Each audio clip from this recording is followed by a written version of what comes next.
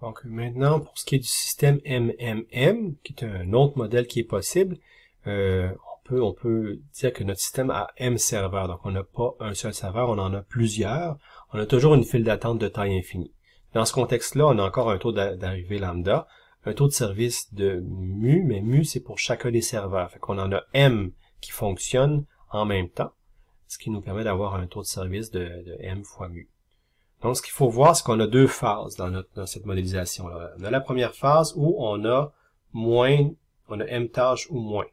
Ça veut dire donc qu'on n'a aucune tâche en attente, toutes les tâches sont en service. On occupe 0 à M serveurs, on a 0 à M tâches qui sont en service. Donc, le taux de service à ce moment-là est de N fois mu, où N est le nombre de tâches qu'on a à traiter. Puis là, on a le cas suivant où là, N est plus grand que M. Ça veut dire qu'on a plus de tâches en traitement qu'on a reçues qu'on a de serveurs. Donc, on a des tâches qui sont en attente d'avoir un serveur de libre. Donc, le taux de service à ce moment-là est bloc à M, c'est qu'on ne peut pas dépasser M. Et donc, on a un taux de service système de M fois mu. Donc, en régime permanent, l'intensité du trafic va être égale à lambda divisé par M fois mu. Donc, ça, c'est notre intensité de trafic qu'on peut gérer. Si on regarde la machine à état, ça correspond à ceci. Donc, ce qui est différent de ce qu'on a vu avec le MM1, c'est qu'on a donc vraiment un régime où les choses changent. Donc, on voit que jusqu'à M-1 ici, les transitions, bon, le taux de départ, au début, ben, si on a une seule tâche, ben, c'est mu. Mais si on a deux tâches, qu'on a deux serveurs, on a 2 mu. Si on est rendu à M-1 tâche, le taux de traitement, c'est M-1 fois mu ici. Donc ça, c'est la capacité à sortir. Puis après ça, cependant, au-delà de ça, on est à pleine capacité, donc ça sort à M fois mu. Donc on va pas augmenter, on a atteint le cas où tous les serveurs sont utilisés. Pour ce qui est des jobs qui rentrent, ça reste lambda tout le long. Donc c'est toujours lambda. C'est vraiment ce qui va changer, c'est le taux de départ qui va passer d'une valeur qui va incrémenter en régime, dans le cas où on a moins que M tâches à traiter. Lorsqu'on dépasse M tâches à traiter, ça va bloquer à M.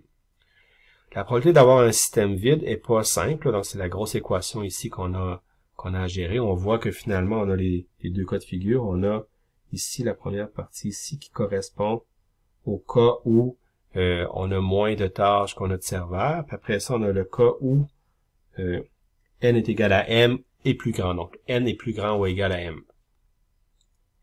Tout ça, puissance moins 1. Fait qu'on peut simplifier quand même un peu les équations, mais ça revient à quelque chose qui n'est pas nécessairement simple avec des factoriels, puis M-1. Donc, vous pouvez prendre ça comme étant un résultat utilisable tel quel. On va pas dériver ça plus amplement. Maintenant, la probabilité d'avoir N tâches en traitement, ben, on a encore les deux phases. Donc, dans la première phase où on a M-1 ou moins de tâches, c'est le premier cas ici. Donc, comme probabilité d'avoir N tâches est égale à pi 0 fois M fois rho puissance N divisé par N factoriel. Maintenant, après ça, ben, on a l'autre résultat ici qui est un peu similaire, à la différence que là, on dépend seulement de M parce qu'on est bloqué à M serveur. Donc, si on regarde l'utilisation et le débit dans ce cas-ci, avec M serveur, on a vraiment B, qui est la variable aléatoire, qui dit le nombre de serveurs qui sont actifs. Donc, est-ce qu'on a 0, 1, 2, 3, 4 serveurs? L'espérance du nombre moyen de serveurs actifs, c'est égal à ça. Donc, l'espérance de B est donnée comme étant de N égale à 0 jusqu'à M-1. Donc, ça, c'est vraiment la probabilité d'être dans l'état. Donc, on voit ici, c'est vraiment comme on avait auparavant. C'est de dire que c'est quoi la probabilité d'être dans l'état N égale à 0, là, donc une job à traiter, plus N égale à 1 fois pi 1, plus N égale à 2 fois pi 2, ainsi de suite. Donc ça, c'est pour le cas où on va de 0 jusqu'à N-1. Mais ensuite, on a le cas où on est dans une file d'attente de plus que M requêtes. Fait qu'on a M requêtes, on a plus que M requêtes, N est plus grand que M. Dans ce contexte-là, on a la probabilité d'être dans ce cas-là fois le fait qu'on a M serveurs actifs. Donc, on regarde le nombre de serveurs actifs ici. Puis, donc ça, ben, en redéfinissant, juste en brassant un peu, en sortant ça, on a quelque chose qui ressemble à ce morceau-là ici. Ici, on base des équations. On peut aller voir le livre de Cassandra et de Fortune pour le détail. Donc, ils vont donner la démarche plus au long. On a comme espérance du nombre de moyens de serveurs actifs qui est égal à quelque chose comme ça, qui est égal à cette grosse équation-là. Puis, il s'avère que ça, c'est égal à 1 sur pi 0. Donc, ça va annuler le pi 0. Donc, ça ici qui est égal à 1 sur pi 0 va annuler le pi 0 ici, ce qui va faire en sorte que ça va simplifier à m fois ρ. Puis m fois ρ, il s'avère que, vu que le ρ est égal à lambda sur m mu, indirectement, on va avoir comme nombre de serveurs utilisés en moyenne, lambda sur mu. C'est un beau résultat qui, après une démarche assez complexe, est assez simple et intéressant. Fait que le débit avec m serveur est égal à lambda directement. Si on suppose que ρ est inférieur à 1, donc directement le débit qu'on va avoir va être égal à lambda. Ça, c'est en régime permanent, donc tout est équilibré, ce qui va sortir correspond à ce qui va rentrer.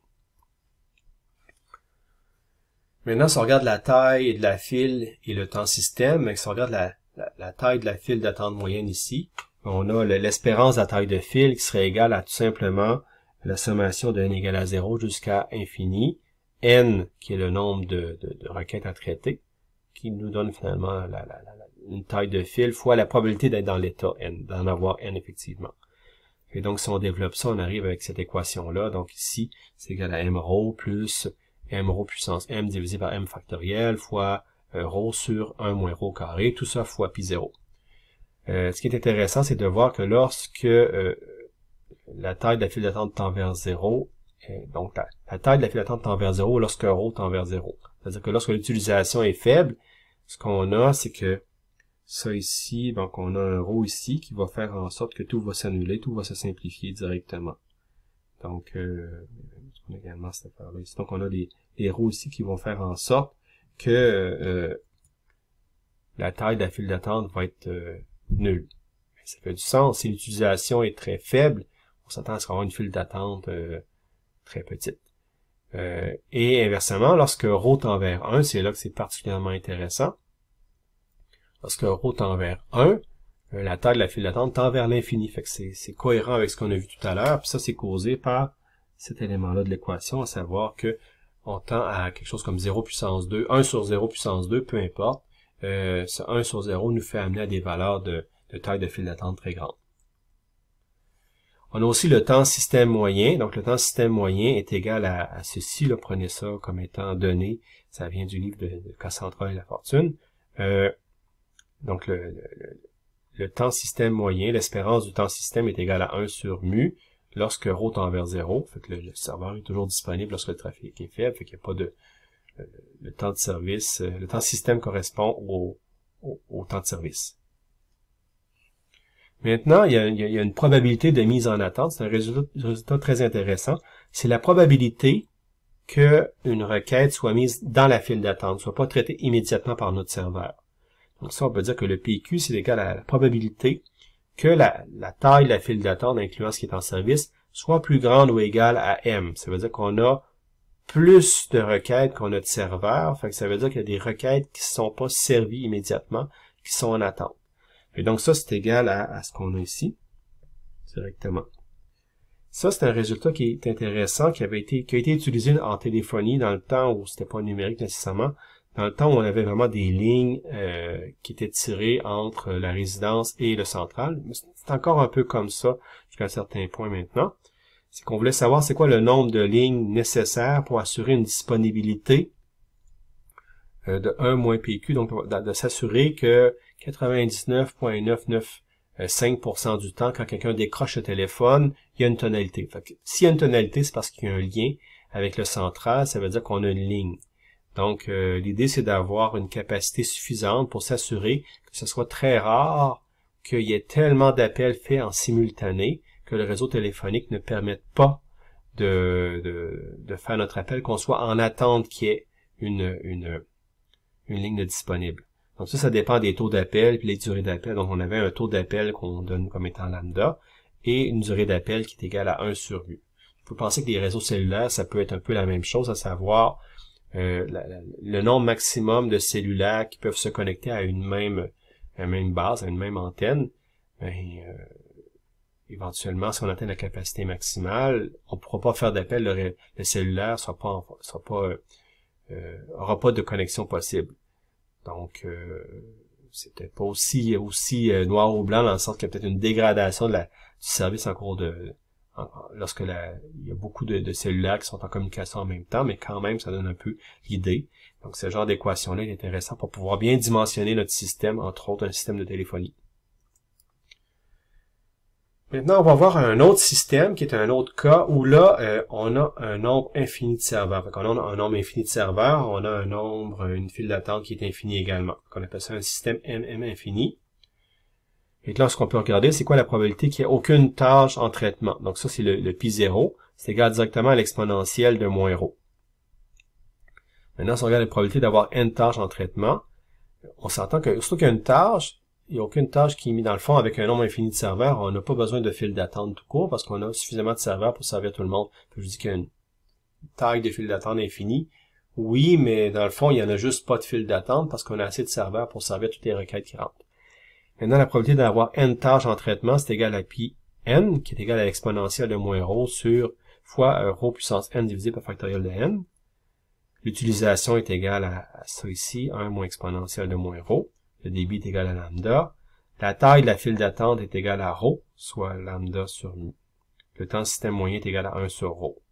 Donc ça, c'est un cas bien simple qui fait une validation de notre modélisation à l'effet que c'est un système où les événements ne sont jamais mis en attente. Hein. La taille de la file moyenne est égale à ρ. C'est tout simplement le temps que ça prend, combien est-ce qu'on a de jobs en simultané qui sont traités, combien est-ce qu'on a de requêtes en simultané qui sont traitées. C'est lambda sur mu. Le temps système moyen, c'est le temps à laquelle on traite en moyenne une requête. C'est le temps de service directement. Le débit est équilibré dans le régime permanent. L'utilisation, le fait qu'on n'a aucune tâche, c'est tout simplement de voir si on a comme tout vidé puis il n'y a pas de nouvelles tâches qui arrivent selon notre modèle d'arrivée-départ. Tout ça sans avoir besoin de mettre quoi que ce soit en attente. C'est typique, par exemple, d'un matériel qui arrive sur un tapis roulant dans une usine. Le matériel avance toujours, on a toujours de la place, et dans le fond, on a un débit d'arrivée, puis on met du matériel sur le tapis, puis le tapis fait que ça avance. On suppose qu'on a une capacité infinie de service par rapport à ça. Finalement, on a un système aussi MM1K, où là, finalement, on a un serveur et une file d'attente, mais de taille finie. Donc là, on n'est pas capable de mettre autant de requêtes en attente qu'on veut. On a une limitation. On dit qu'on a K emplacement, incluant le serveur. Fait qu'on a finalement K-1 slot, on va dire place d'attente dans notre file d'attente et une place en service. Et donc là, dans ce contexte-là, il faut être capable de rejeter. Donc, il faut avoir une politique pour dire, mais lorsque, par exemple, notre système est plein, lorsqu'on a K requêtes en cours de traitement ou en attente, on va rejeter les requêtes vont être perdues. Donc, le taux d'arrivée va être lambda n. Dans le fond, il est lambda si notre système n'est pas plein. Puis, lorsque notre système est plein, on va supposer que c'est 0 parce que dans le fond, la requête va être rejetée. Donc, c'est quoi la probabilité qu'on ait atteint notre capacité maximale? C'est le pi k. Puis, dans ce contexte-là, comme on dit, on a comme la requête est perdue avec une probabilité pi k fois lambda. Donc, c'est le taux de rejet, le taux de requête perdu ici. Le taux de départ est égal à mu, donc ça change pas. On a toujours mu départ jusqu'à K. Dans le fond, on dépassera pas K emplacement, K requête en traitement parce que celles qui sont supplémentaires vont être tout simplement perdues ou rejetées. Ce qu'on peut regarder maintenant, c'est que là, on a notre machine à état. À la différence des autres modèles, c'est qu'on voit que ça arrête à K ici, puis il n'y a pas de suite. On va pas vers l'infini, on s'arrête directement à K parce que ça, c'est notre état de capacité maximale où notre file d'attente est pleine. La probabilité d'avoir aucune tâche en ce moment-là, c'est donné par ce résultat-ci. Donc, pour faire simple, c'est égal à 1 moins ρ divisé par 1 moins ρ puissance k plus 1. La probabilité d'avoir n tâches est donnée par ça ici. L'utilisation est égale à ça. Le débit et probabilité de blocage et taille de fil moyenne. Donc, tout ça, c'est des résultats, là, je ne veux pas m'attarder de plus amplement sur ces résultats-là. C'est quand même intéressant. Dans le fond, ce qui est particulièrement intéressant, c'est la probabilité de blocage. C'est quoi la probabilité qu'on ait effectivement cas requête en traitement ou en attente? Donc ça, c'est une probabilité intéressante. Ça veut dire qu'au-delà de ça, ça veut dire qu'un certain pourcentage du temps, on va rejeter des requêtes, on va les perdre. Donc, on veut souvent dimensionner notre système pour s'assurer qu'on les perdra pas. Oui, on veut avoir une taille finie, mais on veut s'assurer quand même que ça soit rare les moments où on veut dépasser la capacité de notre file d'attente. Prenons aussi le temps système moyen de la loi de Little qui est donné par ça ici. Un exemple intéressant avec ces résultats-là, ça serait un exemple d'un système manufacturier avec une seule machine puis une capacité finie de stockage de pièces. Dans le fond, on peut pas avoir une quantité infinie de pièces stockées. On va être limité par la quantité de pièces stockées, puis avoir une machine qui va être en fonction. Fait que ce qu'on veut, c'est qu'on veut que moins que 10% des pièces soient bloquées. On veut vraiment que la probabilité de blocage soit inférieure à 10%, inférieure à 0.1. Et en prenant le résultat de la page précédente, on va avoir que PB doit être inférieur à 0.1, donc tout cet élément-là ici doit être calculé en conséquence. Et là, le taux d'arrivée, c'est qu'on reçoit une pièce à la minute, donc une nouvelle pièce en moyenne qui arrive à chaque minute. On a 3 choix de machine. On dit, quelle serait la bonne machine? On a une machine, finalement, qui gérerait une demi-pièce à la minute au coût de 100 $, une autre qui fait 1,2 pièces à la minute au coût de 300 $, puis une autre qui ferait 2 pièces par minute au coût de 500 $. Le coût de stockage est de 80 $ par emplacement. Donc, si on dit on est capable d'ajuster le nombre d'emplacements pour stocker les pièces, mais ça coûte quelque chose. Chaque emplacement coûte 80 $. Donc, on a 3 choix. Ce qu'on va dire, c'est qu'on sait donc que le premier choix avec mu est égal à 0.5. Donc, ça veut dire un rho de 2 parce que le taux d'arrivée est de 1. Fait que le rho est égal à lambda sur mu. Lambda est égal à 1, rho est égal à 0.5. Mu est égal à 0.5, donc rho est égal à 2. Si on regarde le PB ici, là, en calculant le tout, fait que le PB est égal à 2K divisé par 2K plus 1 moins 1. C'est ce qu'on a comme valeur ici. Avec K est égal à 1, on a un PB qui est de 2 tiers, qui est plus grand que 10%. Avec, même si on mettrait K tend vers l'infini, le PB va être de 0.5. Ça veut dire, puis c'est logique, qu'avec la machine 1, c'est pas faisable. On va toujours avoir au moins 50% des pièces qui vont être bloquées, parce que notre machine est capable de gérer une demi-pièce à la minute, puis on a un taux d'arrivée d'une pièce à la minute. Il arrive plus de pièces qui en sort. Donc, ça va être un sérieux problème. Donc, on n'est pas capable de gérer ça, on n'est pas capable d'atteindre ce niveau-là. Le deuxième choix, lui, c'est d'avoir un mu de 1,2. Là, c'est plus intéressant, puis un rho de 5/6. Dans le fond, le rho d'un 5/6 découle de l'application du mu dans l'équation. Et donc là, le PB, la probabilité de blocage, est égale à l'équation ici. Et si on brasse un peu les équations en disant, avec K est égal à 1, on a 5/9 comme valeur. Fait que là, c'est au-dessus de 10%. P est égal à 5 est égal à 0.1007. Donc, c'est un peu plus haut. Alors que avec 6 emplacements dans la file d'attente, plus le serveur, on va être correct. On va avoir donc une probabilité de blocage de 7%, ce qui est inférieur à 10%. Dans ce contexte-là, on va dire K égale 6. Donc, on a 6 emplacements en attente qui sont à 80 $, plus 300 $ pour la machine 2. Fait que ça nous donne 780 $ comme coût pour cette machine-là. Le troisième choix, lui, c'est avec un mu est égal à 2. Fait que si on développe l'équation encore une fois, on voit que avec un emplacement en attente, on est à 1 tiers. 2 emplacements, on est à 1/7, ce qui est encore supérieur à 10%. Avec 3, on est à 0.06, ce qui est 6.67%, ce qui est inférieur à 10%. C'est intéressant. Donc, avec K égale à 3, là où on va respecter les spécifications, on va avoir un coût de 500 $ plus 3 emplacements à 80 $, on est à 740 $. Donc, la troisième option est la plus intéressante, est optimale, parce que, étant donné que K est égal à 3, et selon le coût de la machine, ça va coûter moins cher globalement que la solution 2, alors que la solution 1 est jamais faisable. Elle ne peut juste pas respecter les spécifications. Donc, pour conclure, on a vu, donc, on a effleurer une théorie très intéressante, je pense très pertinente en pratique, pour une grande variété de systèmes, une grande variété de situations. Il y a différents modèles qui ont différentes caractéristiques, puis on évalue généralement les performances en régime permanent, on laisse aller le démarrage. Souvent, on démarre à vide, fait que on est correct dans le sens qu'on a plus de capacité au début. Ce qu'il faut regarder, c'est qu'en régime permanent, lorsque les choses se sont stabilisées, est-ce qu'on est bien dimensionné? Est-ce que le fonctionnement de notre système correspond à ce qu'on voulait? Avec les files d'attente, on est capable de caractériser ça. C'est quand même théorique. Des fois, il y a des éléments pratiques qui font que c'est pas tout à fait ça, mais ça reste quand même très intéressant pour avoir une bonne idée, une bonne façon de caractériser notre système. Ce que je vous ai présenté aujourd'hui, c'est basé sur le chapitre 8 du livre de Cassandra et la fortune, donc qui est disponible lui également sur le site web de la Bibliothèque de l'Université Laval. Avec ce lien-là, vous pouvez vous authentifier à la bibliothèque et vous aurez accès à la version PDF du livre. Donc allez voir le chapitre 8, c'est là-dessus que je me suis basé pour la présentation d'aujourd'hui.